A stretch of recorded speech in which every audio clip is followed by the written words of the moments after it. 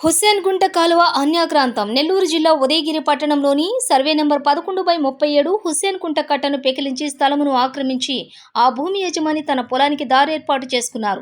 పట్టణంలోని ఇంటి స్థలాలకు డిమాండ్ ఉండటంతో ఆ స్థల యజమాని ఈ దుస్సాహసానికి ఒడిగట్టారని ఆ ప్రాంతవాసులు ఆరోపిస్తున్నారు.